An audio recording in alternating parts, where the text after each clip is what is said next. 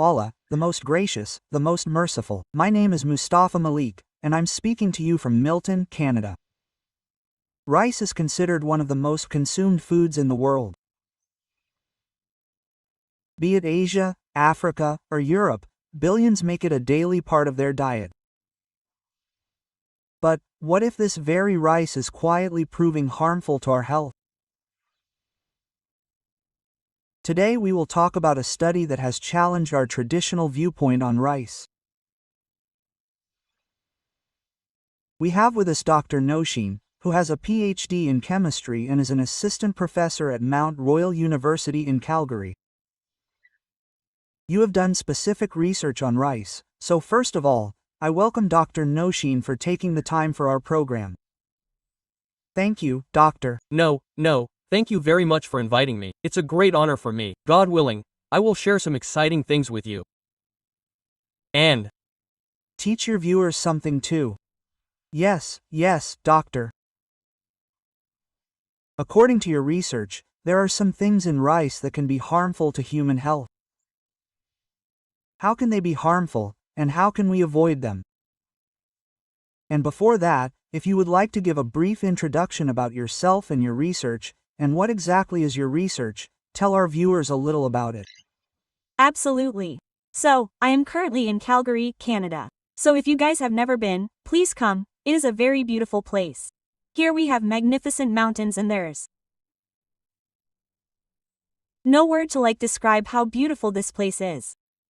So please come and visit us here sometime.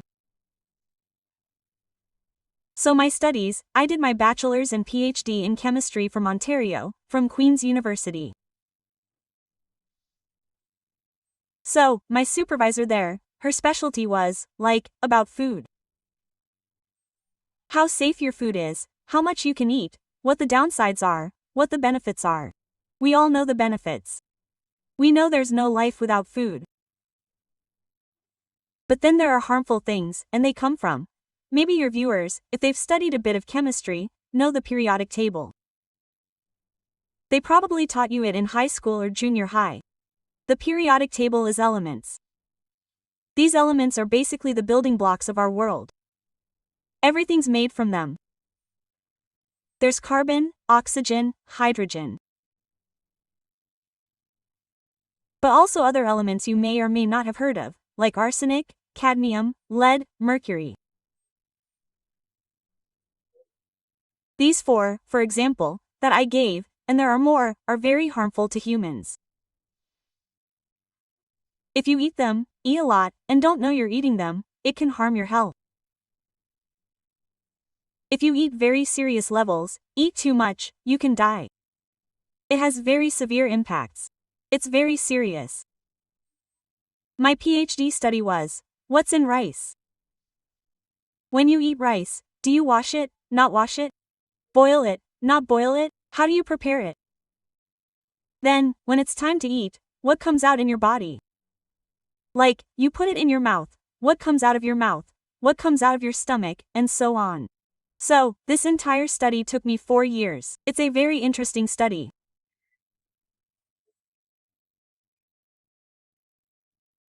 As I mentioned in my interview, millions eat rice daily. It's the most consumed food. If something is harmful, people should know. So, tell us, what did your research reveal that you want people to know is harmful, and how can we avoid it? Absolutely. The thing is, as you said, people in our countries eat it more, every day. But we've washed rice for centuries. When I give presentations in Canada, the US, Europe, and tell them to wash the rice, people hug me and say, "Wow, thank you. Now, because of you, things will improve." Quote, "The arsenic, cadmium, and lead will be reduced." They are so happy, so happy. Once, in Pakistan, after a similar presentation, everyone said, "So, after 4 years, you figured out to wash rice? We've been doing it since forever." Quote. And the funny thing is that when you add water to the rice, the water gets cloudy on top. So those are starches, and in the old days, they used to wash clothes with that water. So your collar would be, well, stiff. Right? Funny thing is, back then, it wasn't that they had instruments, it was science, it was chemistry, but they knew from sight that something was dirty and not right, so they knew to throw that water away. People don't do that here. I have so many friends here who tell me they started washing rice because of me. We've been doing it for ages, but the most important thing is that we should wash it with clean water. And the most important thing of all, which I take for granted here, is that my water is clean. I can drink from the tap, from the fridge, wherever, my water is clean. But in our home countries, in Pakistan, India, Bangladesh, that's not the same. And the scary thing is, if your water is already contaminated, how are you reducing it? How are you fixing it? How do you know if there's harm? Usually, in Pakistan at least, when we're at home, when we visit, we never drink tap water. We never drink tap water. We always drink bottled water. It's the same with cooking. If you're cooking, like washing rice or boiling it, if the water isn't clean, then, the problem isn't clear. What I understand you're saying is, rice should always be washed before cooking, and the water used for washing should be clean. Absolutely, yes, exactly. Okay, so your observation is that people in the Indian subcontinent, India, Pakistan, Bangladesh, have always had the habit of washing rice. You've seen here in North America that people don't wash it at all. Exactly. So, I want to know if all rice should be washed, or if there's a specific type that needs washing. And about rice like brown rice, white rice, can you tell us a little about that? Absolutely. So, I mainly research brown rice, white rice, basmati rice because these are the most consumed overall. If you go to Japan or China, Japan especially, they have short grain rice, but fewer people eat that. It's in sushi, but it's not common in homes. So, white and basmati, at least in white and basmati, there's less arsenic. And arsenic, if you think about a drama serial where a mother-in-law wants to kill her daughter-in-law, she uses rat poison. Arsenic is actually like the ingredient that kills. It's so harmful that you can kill rats, you can kill humans, but it's also in our rice. If you rinse rice, just in a bowl for a minute or two, not long, dump all the water, drain it, and then cook, we've found that arsenic drops by 50%.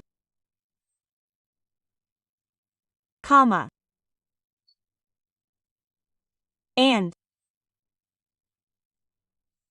cadmium and lead wash away almost entirely. Okay. And the good stuff that's in there for you, your calcium, magnesium, iron, it doesn't go anywhere, it stays. Okay, so we also see how great God is in this, that the bad stuff comes out easily, and the good stuff stays inside. Interesting. And also, sorry, you were saying, I tend to talk too long, but white rice and basmati rice have less arsenic, less cadmium, less lead. So, when they grow, brown rice and white rice are the same kind. Brown just has an extra layer on top, it's called the husk. That gives it the color. When you remove it, it becomes white rice. Right, so my mom, for example, will say, eat more brown rice because it has fiber, and mom is absolutely right, that's true. But if in your diet, you're eating vegetables, you're eating fruit, you're eating other things that have fiber, then brown rice won't give you that much more fiber, compared to the arsenic, cadmium, and lead that's higher in it. Okay, doctor, tell us, is there a specific amount of rice one should eat, or can you eat it morning, noon, and night? According to your formula, if you're cleaning it, then you can eat it morning, noon, and night, and there's no problem. That's a very good question. If you're cleaning it, then the risk is quite low. We, too, are creatures of habit, so it's hard to change. So, my encouragement would be, if you can switch things up a bit, maybe don't eat it 3 times a day, that would be better.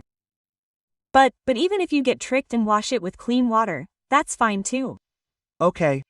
So, doctor, tell me, you've done such great research. Obviously, there was a poisonous material in it that was going into people's stomachs. So, did you get any government-level recognition for that to ensure rice is cooked this way?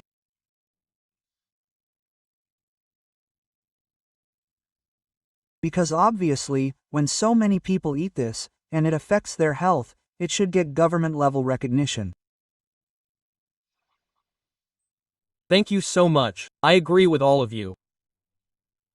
I mean, the best part is that the scientific community, we continuously work hard, working and trying, so governments do something so their people stay safe. So, thankfully, in my opinion, the studies I've done on rice, I've done on many things, but the little kids, who start eating from 6 months old, for them here, the way they sell it, baby rice cereal. So basically, they take rice, mix it up, grind it a bit, and make a kind of soup or porridge. Okay? The problem is, you just use water to prepare it for kids. It has the same arsenic, cadmium, and lead levels as the rice we eat, but it's much more harmful to children than to us adults.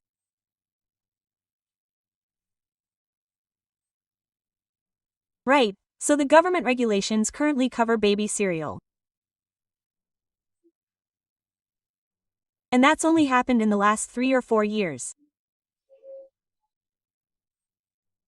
There have been thousands of studies on this rice.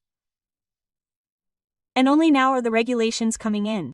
I finished my studies almost 10 years ago, and regulations are just appearing. These things are very slow, however hard I work, maybe in 10, 15, 20 years, something might happen.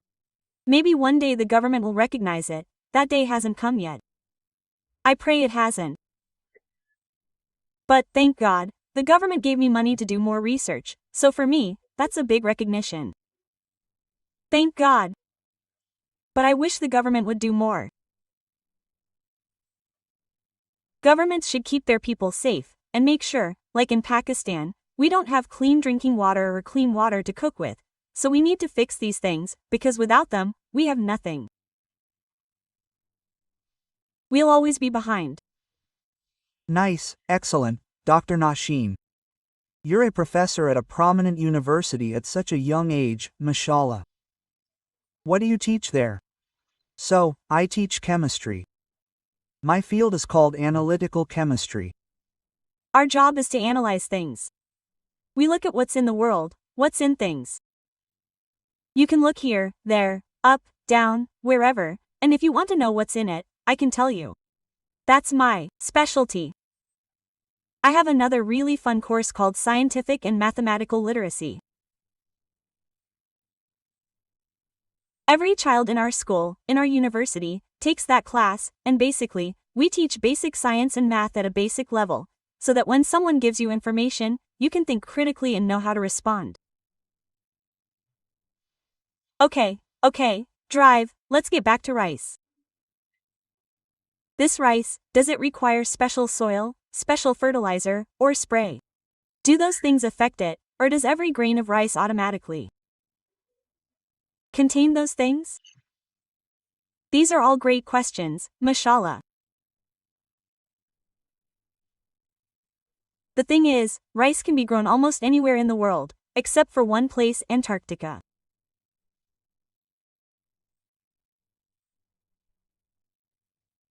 The cool thing about rice is that if you look at different varieties, they're all half in the soil and half in the water.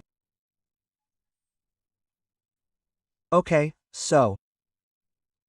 Because of that, if the water, like the water in the ground, contains arsenic, cadmium, or lead, it can get in there.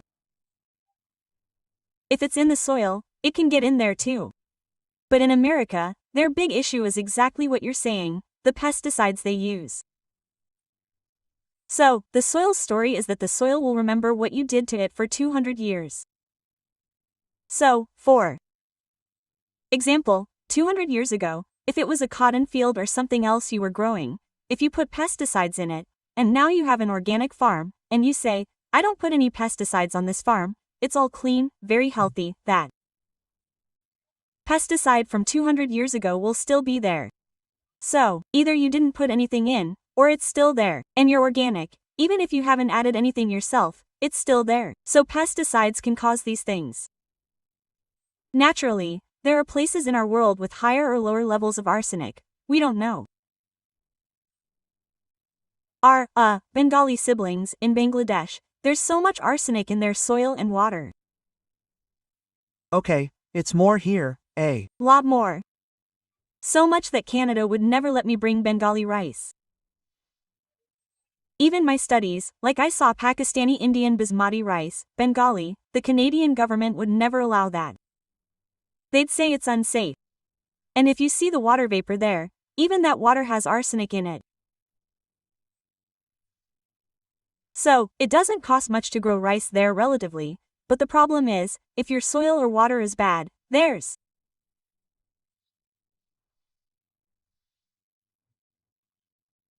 so much arsenic in Bangladesh, and since they eat so much rice, they even have it for breakfast, they need to be very careful. So, with that, let me add this question. If you wanted to tell the people of India, Pakistan, and Bangladesh, some of whom aren't well educated, how can they properly clean and cook their rice? What advice would you give? Absolutely. So the thing is, if you don't have money, you can't buy bottled water or filtered water, at least boil the water. Washing is an extra step, but when the water boils, at least the arsenic comes out of the water. Once it boils and that's removed, the water will be cleaner to wash the rice with and remove the impurities. So, if there's nothing else, if you boil it and then wash it, it can make a big difference. Okay, so what kinds of illnesses can these chemicals cause? If someone cooks and eats rice with these chemicals regularly, what diseases can they expect? Well, I gave you the example of the mother-in-law who used rat poison to kill her daughter-in-law. Arsenic poisoning is so severe, so damaging, that your fingernails start falling off, your hair falls out, basically, your body slowly breaks down. Typically, it's not that extreme. If you're eating rice, the levels aren't so high that you die immediately. But the issue is if you've been eating it since childhood. If you're a small child, your parents are giving you rice, grinding it up and feeding it to you, and you keep eating it for 10, 20, 30, 50, 100 years, then your body, as much as it tries to get rid of it, and it does get rid of a lot of arsenic, but at a certain point, with age, it accumulates internally, leading to organ cancer. So, it appears in the form of cancer. Then you develop stomach cancer, liver cancer, kidney cancer. All those cancers that are right in the middle of your body. It seems like all those cancers start appearing in your stomach area. And those cancers are more prevalent because you've been consuming arsenic for so long.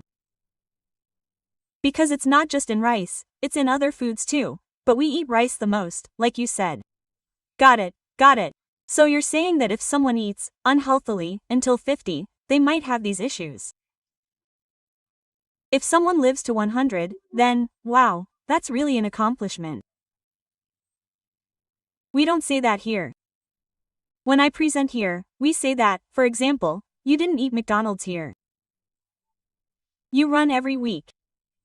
You work out, go to the gym 2 or 3 times a week. You drink water, so young people are different. You don't drink alcohol, you don't smoke, and then, at 50 you say, I got stomach cancer. How did this happen? I've lived a good life my whole life. So, thank God, for us, because of Islam, thank God, we avoid a lot of things here. But you've taken care of your diet, you've exercised, and still this happened, then you should look at what else you're doing. If we're washing our rice well and people here aren't washing it at all, then that small change, a small thing, I'm saying wash it for 2 minutes, not too much, 5 minutes if you need to, but that 1 or 2 minute difference can make a difference in your whole life. Okay, so does that mean I should stop enjoying biryani from outside? No, you should still go to your favorite restaurant and ask if they wash the rice. And the other thing is, like we said before, the starches come out, and when the starches come out, your rice becomes fluffier, bouncier, and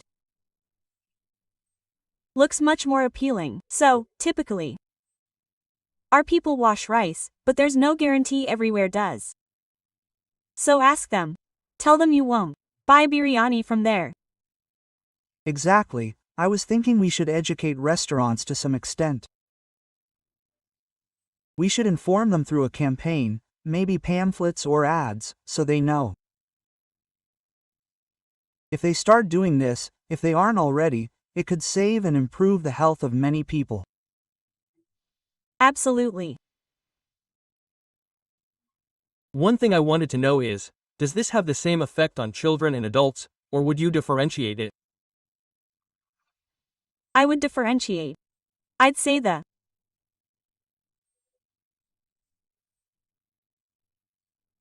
age groups you should be most concerned about are very young children, who can't even speak, and are elderly, are seniors. It's not that everyone in between is okay, but for example, look at us, you and I. We might have different ages and typical weights. Men, compared to women, usually weigh more. So, the babies, the really, really tiny little babies, their metabolism is so fast. They eat so much in a day. Ask any new mom, and they'll tell you they're constantly eating. All the time, all day long. Because they're growing so fast, and their size is so small, the level of arsenic that would harm them might be okay for me. If, for example, my brother is, like, 50, 100 pounds bigger than me, he wouldn't even notice if he ate it. So, the risk differs depending on size, and as you get older, and your body gets more delicate, the issue comes up again, because your body becomes sensitive again.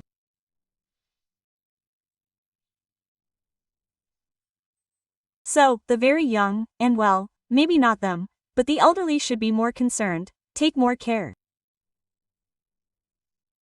For babies, their parents should see what they're feeding them. But it's very important. Okay, tell me one thing. When you were doing this research, what surprised you the most? Something that was completely unknown, that you were shocked to learn? I think, First, I didn't even know that brown rice and white rice are the same. So, basically, from day one, I started learning. And then I was surprised, because in our homes, we eat fruit, and we wash all our fruits and vegetables. I'm amazed that nobody here washes anything. That surprised me. And chemically speaking, from the moment we start chewing, these toxic metals enter our mouths and then our bodies. So, imagine, everything that goes into your stomach, the good and the bad, all comes out.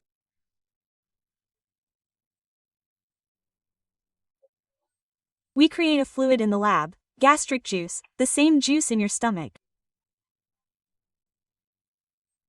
We're seeing what comes out at every step. It's interesting because in the lab,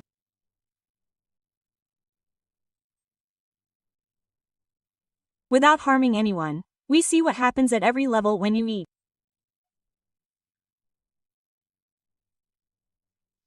Very nice. Doctor, thank you so much. I made you speak Urdu, and you spoke it so well.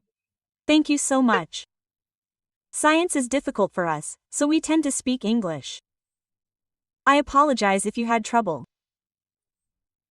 You explained everything very well.